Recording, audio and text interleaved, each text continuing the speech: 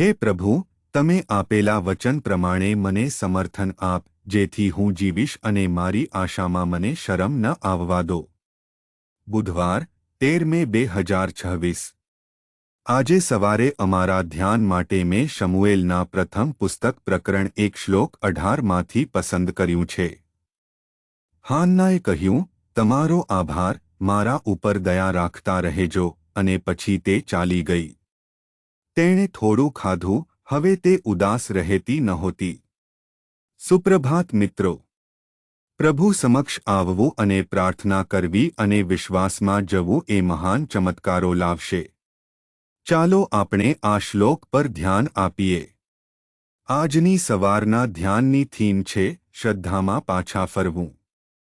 હેન્ના અપમાનમાંથી પસાર થઈ કારણ કે તેને કોઈ બાળક ન હતું. તે શિલોહ ગઈ તે પહેલાં પ્રભુએ તેના હૃદયમાં તેનું દુઃખ રેડ્યું અને ભગવાનને તેને એક બાળક આપવા વિનંતી કરી, જેથી તે પ્રભુની સેવા માટે બાળકને પાછું આપે.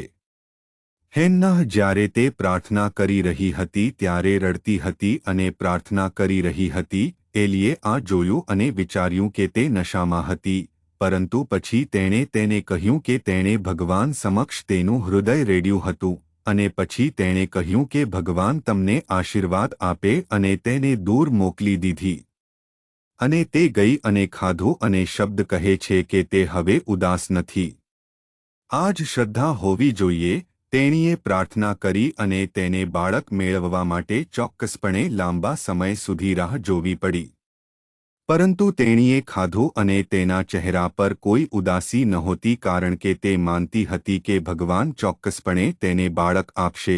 તે માનતી હતી કે ભગવાન છે જે તેની રુદન સાંભળશે. તે માનતી હતી કે ભગવાન ચોક્કસપણે અશક્ય કરશે. ત્યાં સુધી તેનું ગર્ભાશય બંધ હતું. તે માનતી હતી કે ભગવાન તેનું ગર્ભાશય ખોલશે, તેને બાળકની ભેટ આપશે અને તે જ વિશ્વાસ હતો જે હેન્નાહમાં હતો. જ્યારે તે જગ્યાએથી દૂર જતી હતી જ્યાં તેણે પ્રાર્થના કરી હતી, તેની પીડા ઓફર કરી હતી, તેનું હૃદય ફરી ક્યારેય ઉદાસ ન થયું હતું, કારણ કે તે ભગવાનની શક્તિમાં માનતી હતી જે અશક્ય કરી શકે છે.